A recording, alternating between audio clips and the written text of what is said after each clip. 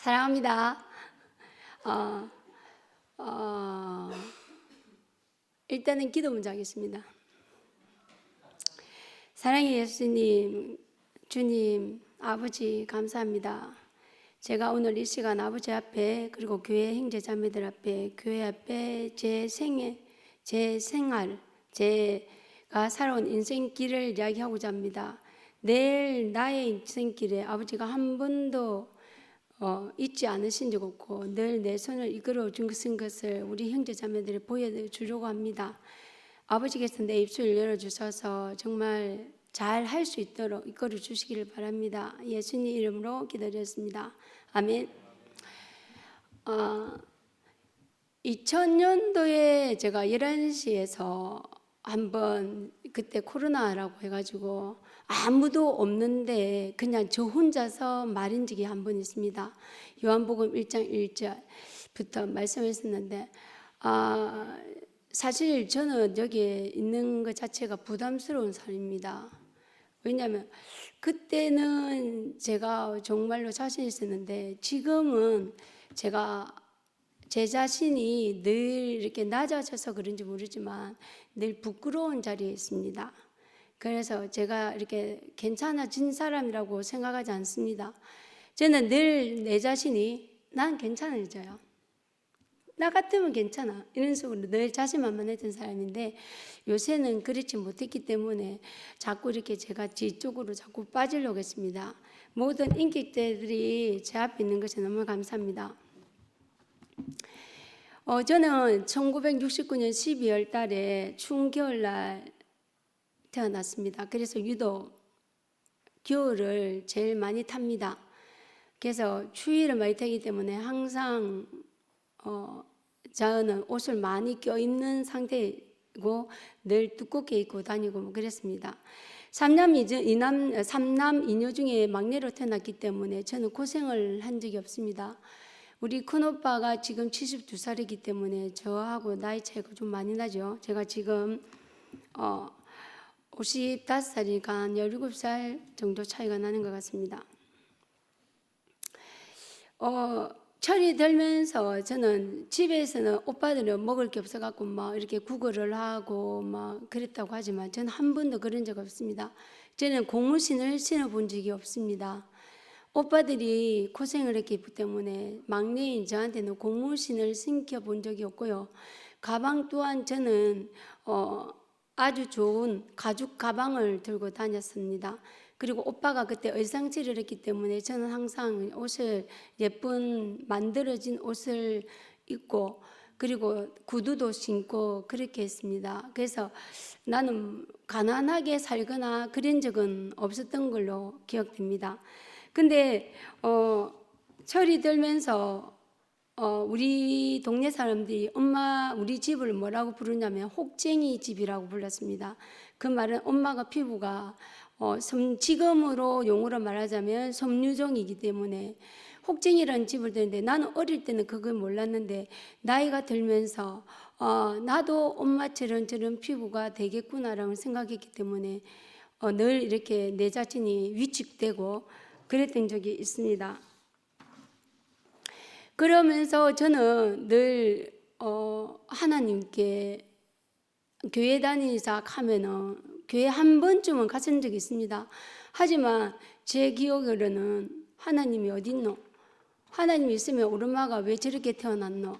그러면 아버지는 왜 우리 엄마 때리는데? 이러면서 학교 옆에 있는 교회에 돌을 집어 던지면서 침을 탁 받고 하나님이 어딨노? 18 이러면서 막 뛰어간 적이 있습니다. 그 기억이 한 번쯤 이렇게 기억이 납니다. 그랬던 제가 어느 날 초등학교를 졸업하고 중학교를 들어가게 됐습니다. 아까 말했듯이 오빠들하고 나이 차이가 나기 때문에 오빠들이 결혼을 하기 전에는 막내인 저를 잘 챙겼지만 오빠들이 가정이 생기고 난 뒤부터 자기 자녀가 생기니까 동생을 돌보지 않았습니다. 그래서 중학교 때는 저희가 회비가 있었잖아요. 그 회비를 우리 오빠들이 대준 것이 아니라 우리 아버지가 대준 것이 아니라 나보다 5살 많은 언니가 공장에 다니면서 제 중학교 회비를 대줬습니다. 근데 제가 철이 빨리 들었는지 모르지만 언니가 회비를 들어준 그 돈을 정말로 아꼈습니다. 저는 아파서 약을 사 먹거나 그러지도 않았습니다. 그 약값을 아껴가지고 그 돈을 가지고 내가 먹고 싶은 거 사 먹었고, 그리고 먼 거리를 차비를 아껴서 걸어오면서 그 가지고 내가 먹고 싶은 걸 사 먹었습니다. 그때부터 저는 제 몸 자체에서 이렇게 돈을 아껴야 된다는 것이 아마 몸에 배었던 것 같습니다. 그랬던 제가 중학교 3학년이 되었습니다. 중학교 3학년이 되었을 때 다른 애들은 고등학교 원서를 다 적습니다. 근데 선생님이 저보고 경숙이 니는 어느 학교가 끼고 그러길래 인문계가 끼가 상업계가 끼가 가길래 저는 아닙니다. 저는 산업재 특별학교를 가고 싶습니다. 그렇게 얘기했습니다. 그랬더니 그때는 집에서는 우리가 생활 조사를 했지 않습니까? 집에 냉장고가 있나 없나, 전화기가 있나 없나, 집이 자가가 전세가, 그걸 갖다가 다 했는데 집을 딱딱 보시더니 야, 너는 아버지도 있고 엄마도 있고 오빠 3명도 있고 언니도 있는데 네가 뭐가 부족해가지고 네가 산업재를 갈 거고 니는 안 된다니 부모님 모시고 온다 이러는 거예요. 이게 제가 그렇게 얘기했습니다. 우리 엄마가 혹쟁이라고 얘기했잖아요. 그래서 제가 이랬습니다. 우리 아버지라는 사람은 학교 올 사람이 아니고요. 우리 엄마는 부끄러워서 못 오실 거고요. 오빠는 각 가정들이 있어서 못 오실 겁니다. 올 수 있다면 우리 언니가 올 것 같습니다. 그랬습니다. 그때 언니가 시간을 잡고 학교로 오는데 운동장 길을 걸어오는 모습을 2층에서 내려다봤습니다. 큰오빠가 만들어준 맞춤복을 입고 시커먼 봉지에 뭔가를 들고 언가가 오는 모습이 보였습니다. 그리고 난 다음 언니는 돌아갔습니다. 그리고 선생님이 저를 불렀습니다. 경숙이 일로 와봐라. 네. 야, 네 언니는 내가 네 언니 보고 숨결이가 왜 산업재를 가려고 할까요? 하니까 울기만 울더라. 그냥 아무 소리 안 하고 울기만 울더라. 걔네고 단 한마디 하더라. 우리 경숙이 하자는 대로 하이소. 그러면서 울더랍니다. 그게 바로 우리 언니고 접니다. 그래서 저는 중학교 3학년 12월 달부터 고등학교를 진학하기 위해서 공장을 갔습니다. 다른 아들은 학교를 갔는데 저는 공장을 갔습니다. 그래서 그때부터 시작되었습니다. 중학교 졸업식 날 딱 하루 쉬고 일을 했습니다. 그리고 제1요고라는 산업재 특별학교에 거기 인문계인데 그 학교를 갔습니다. 그래서 아침에는 일을 하고 저녁에는 학교를 가는데 저는 너무 좋았습니다. 그때 돈을 벌어서 좋았습니다. 그런데 우리 그때 친구들은 돈을 벌었다는 그 이유만으로 흥청망청 썼습니다. 근데 저는 쓰지 않았습니다. 근데 이상하게 엄마는 단 한 번도 저보고 네 돈 얼마 받는데 내놔라 해본 적이 단 한 번도 없습니다. 그래서 엄마가 저한테 돈을 달라고 해본 적이 없는 것처럼 저도 지금 우리 아이들이 용돈을 누구한테 받았다고 하더라도 어릴 때부터 한 번도 엄마한테 맡겨봐라 엄마가 나중에 줄게 해본 적이 없습니다. 늘 네가 알아서 써라. 그리고 일단 엄마한테 맡겨놓으면 나중에 지갑이 없을 때는 제게 맡기면 나중에는 꼭 돌려줍니다. 그래서 그게 그때 엄마가 나한테 했기 때문에 아마 나 또한 우리 자녀에게 그런 돈을 그렇게 아이들한테 맡기는 경향이 있는 것 같습니다. 그렇다고 해서 우리 아이들이 뭐 흥청망청 쓰는 아이들은 절대 아니고요. 그러면서 제가 고등학교 시절이 시작되었습니다. 고등학교 1학년 때는 교회를 다니지 않았기 때문에 미팅도 있고요. 빵집에서 태극당이라는 빵집에서 우리 미팅했는데 그 친구가 제 첫사랑입니다. 정말 괜찮은 애였습니다. 고등학교 1학년 때는 그냥 지나고 2학년 때는 저희가 진학반이었는데 제가 엄마가 우리 경숙이는 대학을 가야 되니까 니는 우리 경숙이한테 전화하지 마라 하고 그 친구하고 헤어지게 되었습니다. 참 안타까운 사건입니다. 어, 그때 그리고 난 다음에 고2 어느 날 그거 제가 3본이라는 문자 그거 우리 시계 만드는 손목시계 문자판 만드는 학교 그 공장에 다녔는데 그때 언니가 나보고 하는 말이 그렇습니다. 이 세상에 험하게 사는 사람들 죽어서도 네 지구 갈래? 천국 가야지 이 말을 했습니다. 그래서 제가 천국이 어디 있어요? 있지. 천국에서는 안진뱅이도 일어나고 문둥병자도 피부가 깨끗해지고 팔이 없는 사람도 팔이 생기고 눈이 없는 봉사도 눈이 생기고 머리가 찌그린 사람도 온전한 사람이 되고 그게 천국이다. 정말 놀랐습니다. 왜냐하면 아시다시피 제가 말했다시피 서두에 우리 엄마가 혹쟁이라는 소리를 듣고 솜유정이 있는 우리 엄마가 있는 것처럼 나 또한 그런 모습이 될지언데 그럼 내가 그럼 저도 그렇게 깨끗하게 될까요? 그럼 되지. 그러면서 그때부터 교회를 다니게 됐습니다. 정말로 열심히 다녔습니다. 여러분이 생각도 상상할 수 없을 만큼 열심히 다녔습니다. 내 모든 것이 주님께 있다고 생각했습니다. 그래서 그리고 우리 서두에 우리 아버지라는 사람은 학교에 올 사람이 아닙니다 했던 것처럼 우리 아버지는 가정적이지 않았습니다. 자식을 돌보지 않았고 물론 부인을 사랑하지 않았습니다. 그렇기 때문에 늘 사랑하는 사람은 밖에 있습니다. 그래서 밖에서는 호인입니다. 집에 들어오면 엄마를 때리는 너무 폭력적인 아버지였습니다. 그래서 그런지 저는 그런 아버지가 싫었습니다. 그때 고등학교를 다니면서 제가 몸무게가 72kg까지 나간 적이 있습니다. 그때 비로소 아버지와 싸울 때 제가 우리 아버지하고 격투기를 했습니다. 우리 엄마를 때릴 때마다 우리 엄마를 안으면서 저리 안 가나? 하면서 눈을 막 돌리면서 아버지하고 싸웠습니다. 그래서 너무 통쾌했습니다. 아버지한테 맞으면서도 엄마를 보호하는 내 자신이 너무 좋았습니다. 엄마가 안 아프는 것이 저는 좋았습니다.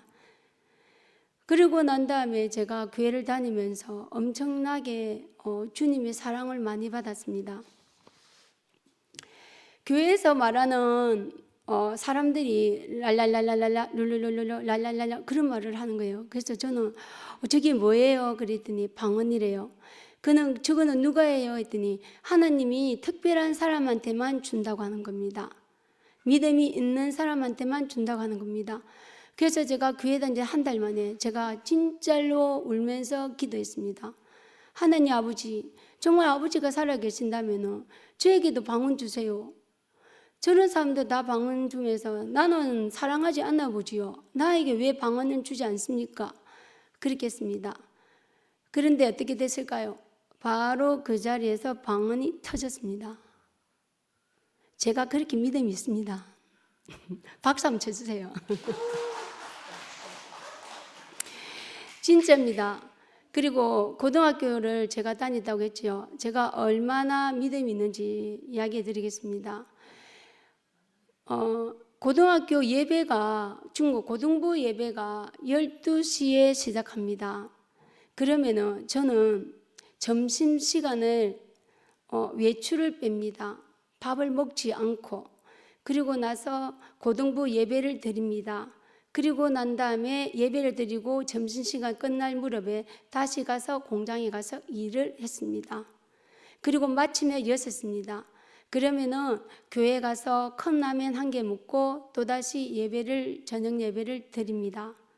그런 생활이 계속되어 왔습니다. 그리고 저는 하나님께 기도할 때마다 늘 하나님이 제 손을 잡고 계시는 걸 늘 느꼈습니다. 그리고 저는 하나님을 아버지라고 불렀습니다.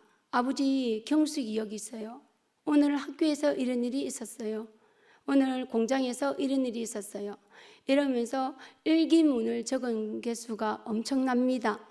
그 많은 일기문을 대구교에 오면서 버렸습니다. 안 버릴 걸 그랬죠.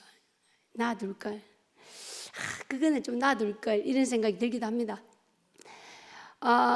제가 대구에 온 이유를 이야기하겠습니다. 그랬던 제가 고2가 되었고 교회를 다니면서 하나님 사랑을 받았습니다. 지금 11시에서 외치는 특별한 사람은 저는 그때 특별한 사람이라고 여겼습니다. 그때부터 자존감이 높아갑니다. 어떠한 사람도 나를 무시할 수가 없습니다. 어떠한 사람도 나를 손가락질할 수 없습니다. 어떠한 사람도 나를 지적질할 수 없습니다. 저는 행동을 그렇게 남들이 지적할 수 있는 행동을 하지 않습니다. 왜? 나는 예수쟁이니까. 나는 교회 다니니까. 그리고 하나님이 나를 사랑하니까. 나는 특별한 사람이니까. 고등학교 별명이 저는 도둑교 같습니다.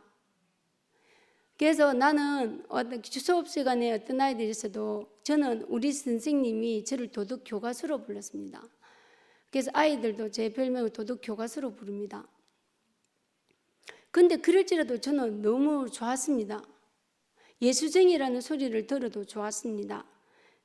그래서 저는 그때 고등학교 2학기 때부터 진학반에서 공부하는 것을 나는 이제 내에게 섬유종이 있다는 이 자체는 하나님께서 나에게 특별한 일을 시키기 위해서 특별한 일을 하기 위해서 그렇구나. 그러면서 저는 하나님께 저를 드린다고 선언을 했습니다. 그래서 저는 제 인생이 그때 없습니다. 그때부터 제 인생이 없습니다. 나의 행복을 위해서 살지 않습니다. 그래서 저는 준비를 했습니다. 나는 섬유종이 있는 이 이유는 나보다 더 못한 소록도로 가서 나는 이 일을 문둥병자들과 함께 지내게 하기 위함이구나. 그때부터 준비를 합니다. 무엇을 어떻게 해야 되지? 그러면은 내가 간호사를 되는 것보다는 내가 소록도에 가서 환자들에게 돌보고 아이들을 돌보고 그래야 되면은 그래 나는 간호학원을 가야 되겠다. 그래서 간호학원을 갔습니다. 간호학원을 가서 1년 동안 있으면서 성서과라는 저녁에 단편적인 성경 수업이 있습니다. 그 수업을 다녔습니다. 그리고 성서과를 간호조무사 학원을 졸업하고 난 다음에 제일 좋지 않는 중환자실을 갔습니다. 제가 가고 싶다고 했습니다. 왜냐하면 문둥병자들은 험한 사람이니까 좋은 사람들보다는 험한 사람들을 더 볼 수 있어야 되겠다고 생각했습니다. 분명히 이유가 있다고 생각했습니다. 딱 3년 동안만 했습니다. 그리고 난 다음에 제가 유아교육과를 갔습니다. 교회 학교에 있는 유아교육과이기 때문에 간 이유는 내가 소록도에 있는 어린아이들에게 유치원에서 아이들을 가르치기 위해서 갔습니다. 그런데 유아교육과를 갔을 때 저녁에는 가고 아침에는 아이들을 가르쳤습니다. 왜? 실습을 해야 되니까. 제가 성격이 이렇습니다. 그래서 2년 동안 실습을 했습니다. 미술학원에서 아이들을 엄청나게 가르쳤습니다. 2년을 지나고 난 다음에 약국을 들어갔습니다. 약국에 들어간 이유는 신학교를 들어가기 위해서는 시간이 필요했기 때문입니다. 그래서 신학을 공부하면서 저는 무엇을 했냐면은 약국에서 일을 하고 매주마다 교육 전도사로 일을 했습니다. 부산의 사랑의 빛 교회에 갔습니다. 그런 시간이 저는 제게 필요한 시간을 생각했습니다. 왜냐하면 하나님께서는 필요한 사람이 적시적소에 부르신다는 것이 명확하게 믿었기 때문에 제가 아무것도 갖추어지지 않고 아무것도 하지 않았더라면 하나님이 저를 부르시지 않을 거라고 여겼습니다. 그래서 저는 신학교를 갔습니다. 그래서 열심히 했습니다. 산기도도 다니고 금식기도도 다니고 엄청나게 했습니다. 산에 정말로 기도를 하면 있잖아요. 엄청나게 무섭습니다. 백가죽이 늘 제가 간증 속에 나오잖아요. 주여라고 부를 때 그냥 주여 부르면 절대 응답하지 않습니다. 백가죽이 힘을 딱 줘가지고 주여 하면서 소리를 질러야 됩니다. 그러면 내 목청이 있잖아요. 내가 제일 먼저 하늘에 닿아야 된다고 생각했기 때문에 더 크게 부르는 겁니다. 사실은 그렇습니다.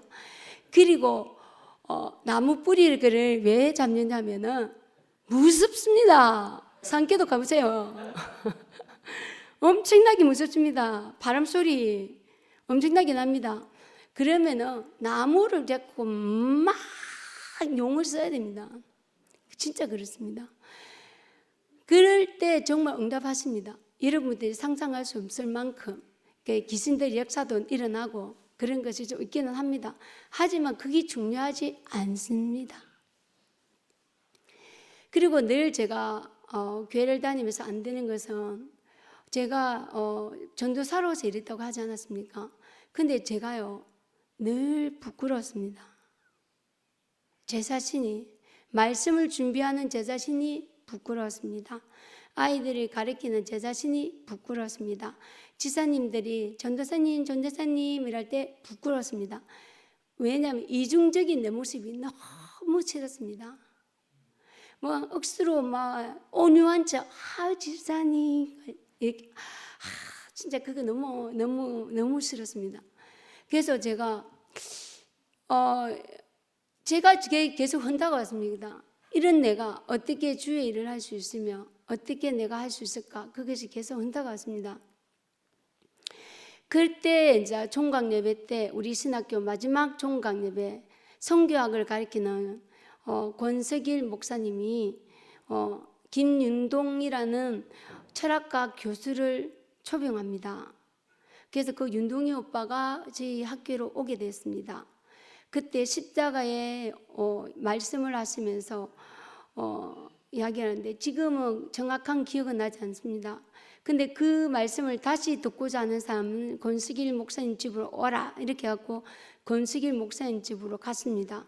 저는 목사님 집이 깨끗하고 좀 크고 그럴 줄 알았습니다. 근데 완전히 단칸방도 아닌 두 칸 연결되어 있는 사골세 방에 있는 목사님 집을 보고 엄청 놀랐습니다. 그러고 난 다음에 다시 우리는 저는 그 학교를 더 이상 이제 다니지 않게 됐잖아요. 그러니까 모임이 없어진 거죠. 그러다가 제가 권석일 목사님한테 연락을 하게 되었습니다. 다시 뵙고 싶습니다. 그 말씀을 듣고 싶습니다. 그래서 연락을 해가지고 보게 됐는데 그때 저기 뒤에 있는 우리 한철이를 만나게 됩니다. 재승이 오빠랑 그렇게 장용이 오빠, 그 여러 오빠들이 마산에 내려왔습니다. 그래서 오빠들하고 말씀을 석일 오빠 집에 말씀을 듣고 또 창원에 있는 그 오빠 말씀을 또 듣기도 하고 그랬습니다. 그러다가 그러는 내가 또다시 주일만 되면 사랑이빛 교회로 가는 겁니다. 근데 가면서부터 말씀이 달라졌습니다. 너희들은 죄가 없어. 하나님은 우리가 죄인이 아니야.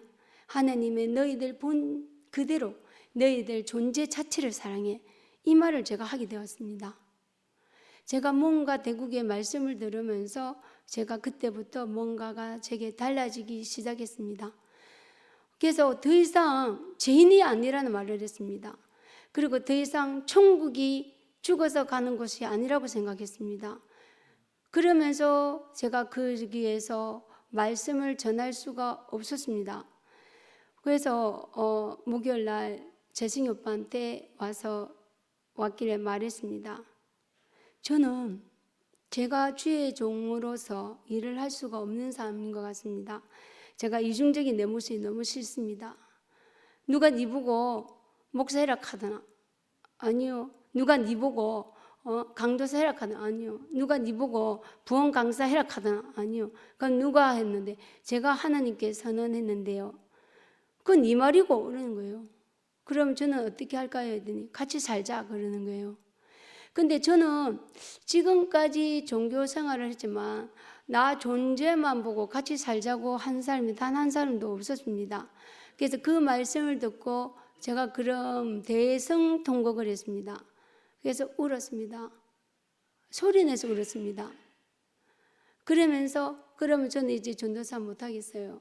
그럼 저는 결혼해도 되나요? 가도 되지. 소록도도 안 가도 되나요? 안 가도 되지. 그러면서 나는 내 피부가 이래서 내가 소록도를 가게 하나님께서 만드신 것이 아니구나. 나는 결혼도 할 수 있구나. 그리고 나는 그냥 살아도 되겠구나. 그런 생각을 했습니다. 그리고 난 다음에 교회 가서 목사님께 목사님 저 이제 전도사 일 못하겠어요. 저는 대구에 시집 갑니다. 그러고 난 다음에 더 이상 그 교회를 가지 않았습니다. 마침 우리는 그때 남자 전도사와 여자 전도사 저랑 둘이가 있었기 때문에 한 사람이 없어도 충분히 일을 헤쳐나갈 수 있기 때문에 편안하게 나올 수 있었습니다. 제가 간 곳이 바로 호산나 산부인과 사청이었습니다. 저는 매일같이 대구교회를 오면서 즐거웠습니다.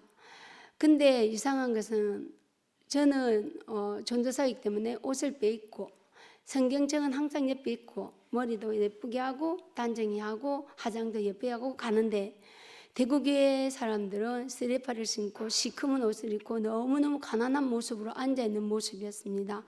그래서 여기는 정말로 가난한 사람들만 있구나 생각했습니다. 왜냐하면 저는 대구교회를 온 적이 없지 않습니까? 제가 전도사 일을 하기 때문에 부산에 갔지. 내가 호산의 산부인과에 처음으로 가니까 그 모습이 보였던 거죠. 그러면서 제가 대구교회 생활이 시작되었습니다. 너무 행복했습니다. 정말로 행복했습니다. 왜냐하면 서건이한테 얻어먹은 밥도 장난이 아니었고 양문의 오빠야들이랑 같이 지내는 것도 좋았고 그리고 말씀 마치고 재승이 오빠와 같이 두루 공원에 가서 외국인들하고 전도하는 것도 좋았고 너무 좋았습니다. 그랬던 대구교회 생활이었습니다. 저는 계속 하고 싶었습니다. 근데 어느 날 저보고 문경에 있는 한 형제랑 결혼을 하라고 했습니다. 저는 정말 사실은 저는 결혼하기 싫었습니다. 교회 생활을 더 늘고 싶었습니다. 근데 하나님이 하신 일이 있겠지라고 생각했습니다. 어떤 교만한 생각이냐면 문경교회 전도사인 내가 가서 교회를 세워야지 이 생각을 했던 겁니다. 진짜 교만했습니다. 그래서 문경교회에 결혼하게 되면서 저에게 일어나는 일들은 엄청나게 많은 사건들이 나에게 일어났습니다. 그리고 난 다음에 제가 완전히 모습 자체가 피폐해지기 시작했습니다. 자신 있고 당당한 경숙이는 없어지고 그냥 시골의 아낙네인 아줌마만 되고 쭈그러지는 모습이었습니다. 그런데 IMF가 저 때문에 왔습니다. 하나님 이만큼 저를 사랑하십니다. IMF가 없었더라면 저는 아직도 문경에 살고 있을 겁니다. 이건 하나님이 하신 일이라고 하지 않을 수가 없어요. 저는. 그래서 IMF가 터져서 대구에 오게 되었습니다. 진짜로 돈 한 푼 없었거든요. 그래서 재승이 오빠가 목사님한테 100만 원 빌렸습니다. 100만 원. 그래서 사골세 빌려가지고 샀는데 그거 갚았습니다. 빈땅 안 쳤습니다. 갚았습니다. 갚았고 그리고 난 다음에 교회생활을 시작했고 그리고 교회생활을 시작하면서 중앙병원에서 혹독한 또 사건들이 일어났습니다. 많은 언니로 인해서 일어난 사건들 속에 저 또한 갈렸습니다. 그러고 난 다음에 제가 이제 대구교회 생활을 하게 됐는데요. 근데 중요한 거는 무엇이냐면 제게 교회 생활이 없습니다. 왜냐하면 제가 재승이 오빠를 따라 교회는 왔지만 제가 형제들하고 연합하고 알콩달콩이 없고 시댁에서 시집살이가 시작된 것이 끝입니다. 그래서 교회에 다시 왔지만 더 이상 이렇게 함께 할 수가 없는 거예요. 그래서 저 혼자 종교 세계로 갔습니다. 그래서 늘 목사님이 말할 때도 우리 이열래 목사님 말 때도 목사님 모르는 세계가 있습니다. 내가 종교에서 받았던 그것만 생각했습니다. 그러면서 그 시간이 엄청나게 길었습니다. 20년이 갔습니다. 제가 늘 말하는 2016년 1월 1일이 이제 시작됩니다. 어느 날 제가 더 이상 대국의 인간들하고 같이 살 수가 없다 이 생각을 하고 제가 어느 자매를 찾아갔습니다. 자매를 찾아가서 처음으로 내가 대국의 어떤 인간이 나한테 어떤 상처를 주고 누가 어떤 말을 했고 이 말을 해버리라 생각하고 그 자매한테 이야기했는데 그 자매는 저보고 한술 더 뜹니다. 내보고 입을 닫아랍니다. 그리고 자기 이야기만 합니다. 그 자기가 이야기 다 하는 거예요. 나는 엄마가 어쩌고 저쩌고 이러고 저쩌고 그 이야기를 합니다. 자기 남편 이야기도 막 내놓습니다. 근데 진짜로 내놓습니다. 근데요, 이상한 사건이 일어납니다. 그 애가 하는 말이 한마디도 귀에 들어오지 않습니다. 왜일까요? 내가 하고 싶은 말을 준비할까요? 아닙니다. 갑자기 하나님 음성이 들립니다. 네가 여기 왜 앉아있느냐? 네가 여기 왜 왔느냐? 네가 대구교회에 왜 왔느냐? 그거 계속 묻습니다. 그래서 순간적으로 놀랐습니다. 이게 무슨 일이지? 여기에서 들립니다. 여기에서 안 들립니다. 여기에서 소리가 우렁차게 들립니다. 가슴에서 소리 나는 소리 들어보셨습니까? 그래서 제가 하나님과 독대를 했습니다. 네가 대구교회에 왜 왔느냐? 제가 말했습니다. 제가 참 하나님과 주의 종을 만나기 위해서 왔지요. 또다시 묻습니다. 네가 대구교회에 왜 왔느냐? 참 하나님과 주의 종을 만나기 위해서 왔습니다. 네가 대구교회에 왜 왔느냐? 그때 내 가슴이 뜨거워졌습니다. 참 하나님과 참 주의 종을 만나기 위해서 왔습니다. 내게 오늘 말씀하신 것처럼 사마리아 여인처럼 내게 영원히 목마르지 않는 생수를 너에게 줬구만. 너는 왜 받아 먹지도 않고 마시지도 않느냐고 했습니다. 그러면서 내게 있는 남편도 네가 남편이 있느냐? 없습니다. 맞다. 네가 생각하는 그 5 남편이 내게도 없고 지금 있는 남편도 네 남편이 아니다. 그 말씀 들렸습니다. 그러면서 하나님께서 저에게 질문을 했습니다. 네가 대구교회에 잘 살려고 왔느냐? 아니요. 네가 대구교회에 결혼 생활을 하러 왔느냐? 아니요. 네가 대구교회에 아이들 낳으러 왔느냐? 아니요. 네가 대구교회에서 행복하려 왔느냐? 아니요. 그게 5가지 질문을 했습니다. 아니요. 그러면 너는 왜 왔느냐? 그래서 저는 그때 비로소 내가 대구교회를 왜 왔는지를 알게 됐습니다. 그게 첫 절이었습니다. 재승이 오빠가 함께 살자고 했고, 그리고 제가 대구교회에 왜 왔느냐 했을 때 그때가 2번째 소리였습니다. 그리고 난 다음에 내가 그 자매한테 이야기했습니다. 누구야? 방금 하나님께서 내게 이 말을 했더니 애가 손을 부들뜨면서 나는 있잖아, 네 못 받아주겠다. 난 네가 지금 무슨 말 하는지 모르겠다. 경수가 있잖아, 그거 미연이 집에 재승이 오빠가 토요일날 모이는데 네 그 모임 가라. 그래서 그때부터 재승이 오빠가 하는 모임을 가게 됐습니다. 그때 제가 사실 금식 기도를 하고 있었거든요. 2015년 20일부터인가 금식 기도를 했는데 한 끼를 하다가 2끼 금식 기도를 했습니다. 그래서 40일 동안 하기로 했기 때문에 제가 끝까지 40일을 지켜야 된다고 재승이 오빠한테 말했더니 재승이 오빠 안 해도 된다 했지만 저는 끝까지 했습니다. 제가 그렇게 종교인입니다. 40일 동안 2끼 금식을 했습니다. 왜냐하면 내 문제를 해결하게 해달라고. 근데 그걸 안 했어야 되는데 괜히 한 것 같습니다. 재승이 오빠 모임을 계속하면서 오빠하고 모임을 하면서 너무 좋았습니다. 그리고 난 다음에 순이 바뀌었습니다. 그때 만난 사람이 최대경 오빠입니다. 정말로 만난 사람을 만난 것 같습니다.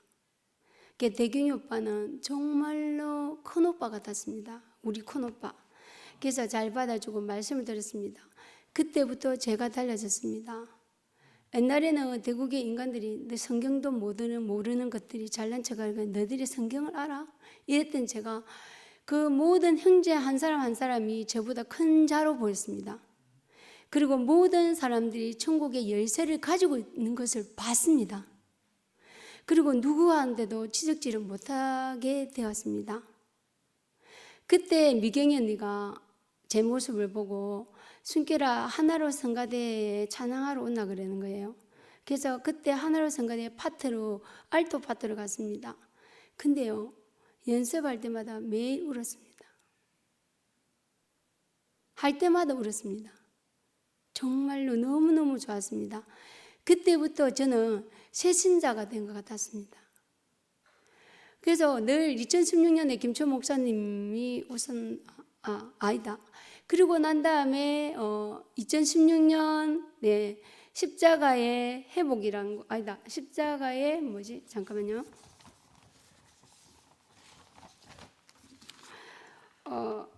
2016년 목사님 말씀이 시작되었습니다. 그 목사님 말씀을 듣고 십자가의 효능의 말씀이 시작되었습니다. 근데요, 저는 단 한 번도 이ør래 목사님 말씀을 귀담아 들어가지고 내게 신규어진 적은 별로 없습니다. 그냥 형제 자매들만 좋았습니다.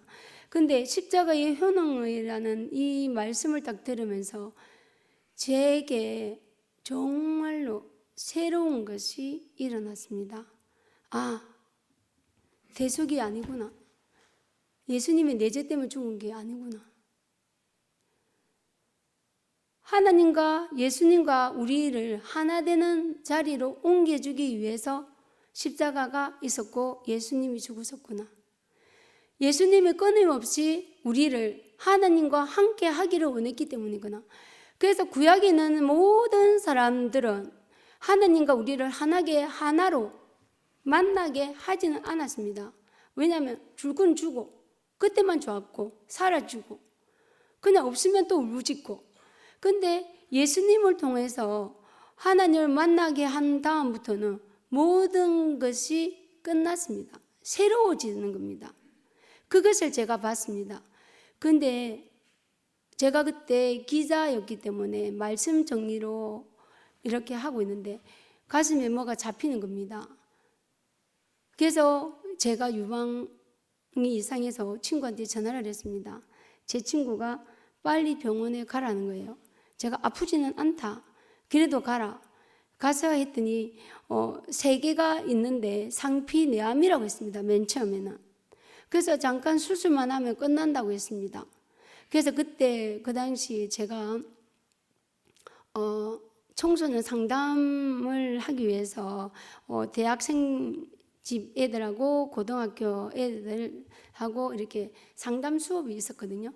근데 그것도 이제 당연히 일주일만 쉬면 된다고 생각했으니까 취소를 안 하고 그냥 수술 간단하게 하고 올 겁니다라고 했어요. 근데 다시 한번 이것을 수술을 어디에서 할 거냐고 했기 때문에 저는 오히려 동산병원에서 하겠습니다. 그래서 동산병원으로 이제 차트를 들고 간 거예요. 근데 그 선생님이 이상합니다. 3개만 있는 것이 아니라 여기 경계선 요쪽에 하나 더 있다고 한번 해보자고 그랬습니다. 그래서 4가지를 다 했는데 이쪽에서 악성이 나왔습니다. 그래서 제가 수술하게 되었습니다. 그래서 그 수술을 맨 처음에 10월 달이니까 빨리빨리 하나님께서는 모든 시간을 저를 위해서 다 움직이신 것 같습니다. 마지막 주에 그 진단을 받고 빠른 시일 내에 그거 수술 날짜를 잡은 게 바로 11월 10일입니다. 며칠 전이죠. 그래서 저는 목사님을 찾아갑니다. 8일 날 목사님 찾아갑니다. 목사님 제가 이렇게 해갖고 인생을 이렇게 살았고 대구교회에 이렇게 해왔고 늘 이렇게 했습니다. 그때 목사님 단 한마디 하셨습니다.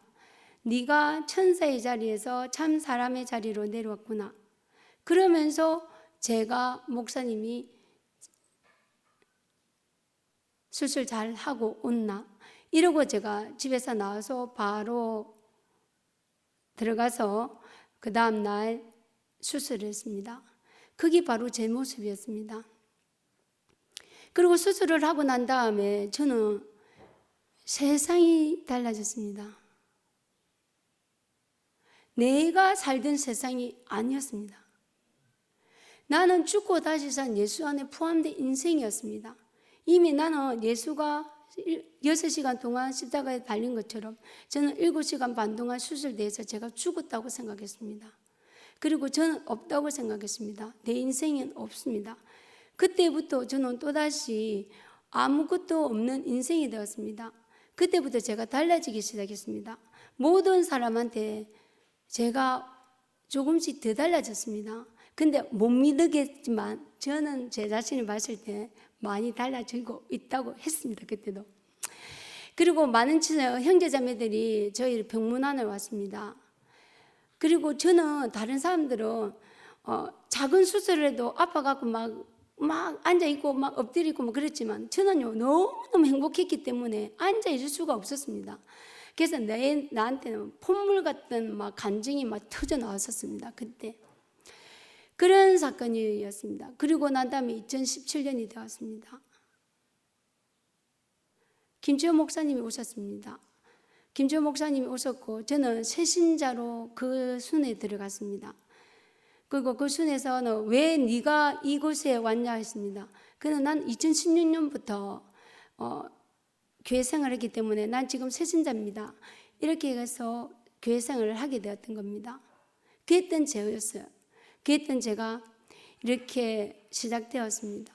사람들은 있잖아요. 제가 왜 2PM 했냐고 그렇게 이야기합니다. 2PM은요, 사마리아 여인이 예수님이 만난 시간입니다.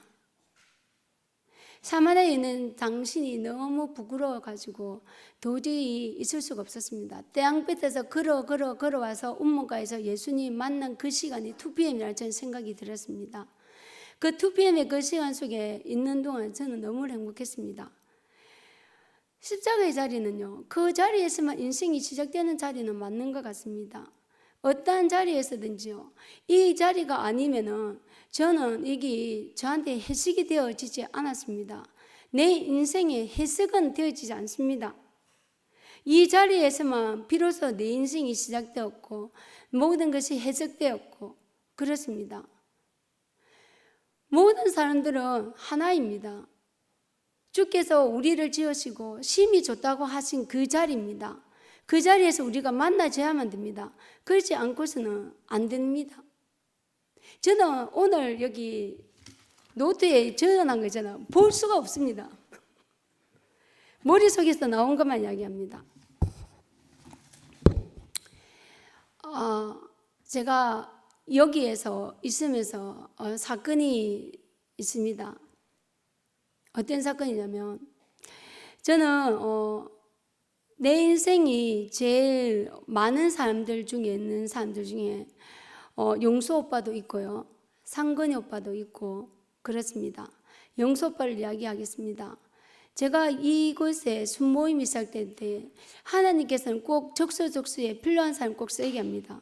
갑자기 준영이가 저보고 상근이 오빠 순에 들어가라는 겁니다. 그래서 저는 순이 바뀌면은 저는 상근이 오빠 순에 가고 싶다고 했습니다. 근데 웃기는 것은 지는 빠졌습니다. 그리고 나만 들어갔습니다. 그때부터 하나님께서 아마 그것을 준비해 주신 것 같습니다. 우리 2PM이 시작되기를 준비하신 것 같습니다. 그때부터 용수 오빠랑 상근이 오빠, 우필이 오빠 그리고 같이 이제 모임이 시작되었습니다. 정말 좋았습니다. 근데 흔들리지 않은 약간 좀 용수 오빠 기질 자체가 좀 약간 그렇지만 용수 오빠는 늘 이렇게 풍랑이 있는 그 예수 안에 자신이 발견되는 그 자리만 이야기하는 오빠가 너무 좋았습니다. 그리고 상근이 오빠는 늘 우리를 이렇게 하나로 하고, 그리고 말씀을 정확하게 내려주시려고 하고, 본인이 나서는 것을 하면, 나서고 막 그렇게 하면은 좀 시끄러질까봐 오빠가 조금씩 내비치는 모습이 저는 좋습니다. 너무 강하게 하면은 투표한 식구들이 상처받기 때문에 아마 그런 것 같습니다. 그리고 또 11시에는 윤희 언니가 있습니다.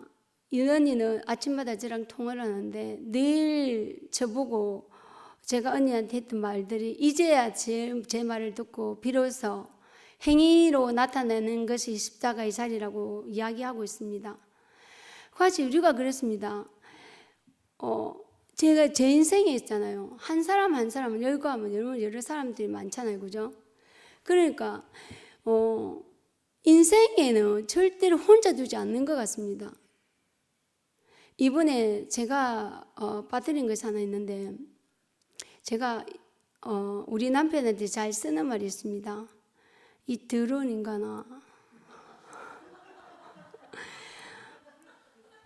네가 감히 나한테 이런 말을 합니다. 옛날에 그랬습니다. 종교의 기질을 가져와가지고. 근데 제 말을 그 말을 쓰지 않거든요. 근데 이번에 제가 그 말을 쓰는 경우가 나타났었습니다.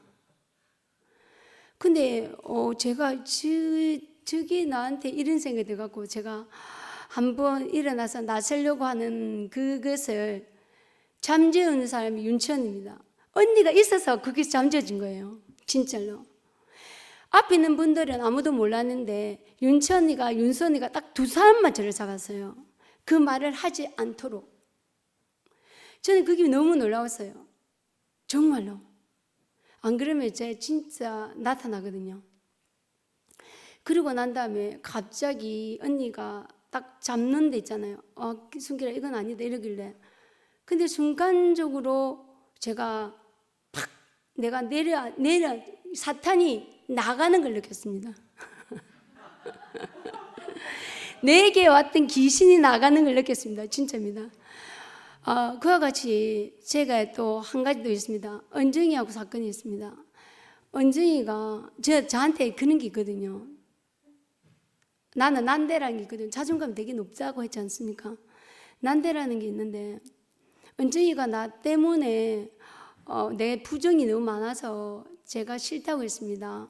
근데 그것이 원래 지가 싫다고 한 것은 아니고 이제 자기가 더 이상 받아줄 수 없다 이건데 내가 봤을 때는 그런 것 같다고 생각했습니다. 근데 그것이 저한테 너무 지금 너무나 감사합니다. 왜냐하면 돌다리도 두드려 가라고 하듯이 제 자신을 제가 점검하게 되었습니다. 그래서 아이들한테 말할 때 혹시 부정적인 말을 하지 않나 그 말을 하고 아이들한테 한 번 더 이야기하고요. 혹시나 우리 애들이 내가 무슨 말을 하면 엄마 그건 아니잖아 하면 바로 꼬리 내립니다. 제가 그런 사람이 된 겁니다. 옛날 같으면 니 시작해볼래? 그래 해보자 이렇게 했는데 그것이 없어지는 것 같습니다. 그것이 바로 십자가의 자리인 것 같습니다. 내 자리가 어떤 자리인지 아냐면 내가 내려놓을 자리를 알고 내가 연합할 자리를 알고 내가 함께 갈 수 있는 자리를 아는 것이 십자가의 자리라고 생각합니다. 제게 온 십자가가 그렇습니다. 내게 온 십자가 저는 그렇게 생각합니다. 그래서 저는 우리 아이들과 십자가의 혼응이라는 이 책을 들고 순모임을 했습니다. 한 권의 책을 다 뗐습니다. 그리고 기도를 했습니다. 주님, 우리 아이들이 이 십자가의 혼응이 자기의 인생 안에 있게 해 주시옵소서. 근데 지금은 우리 아이들이 아직까지는 이걸 모르겠지요. 하지만 저는 언젠가 알 거라는 생각이 듭니다. 왜냐하면 저도 이제서야 아는데요. 55살, 56살 되니까. 늘 이렇게 뭔가 완전하다, 온전하다, 되었다. 그것이 아니라 매일 새로워지고 그런 것 같습니다. 늘 나의 인생길을 오늘 이야기를 했지 않습니까? 근데 오늘 인생길을 중간 점검하는 시간이라고 저는 생각이 듭니다.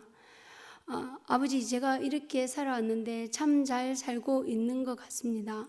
나머지 시간도 아버지께서 이끄셔서 잘 살게 해주시고, 그리고 나를 만난 사람들을 누구에게 상처받지 않게 하시고, 내가 있는 곳에 복이 흐르게 하시고, 내가 머무르는 곳에 하나님의 사랑이 기다리기를 원합니다. 항상 그게 제 기도입니다. 주님을 찬양합니다.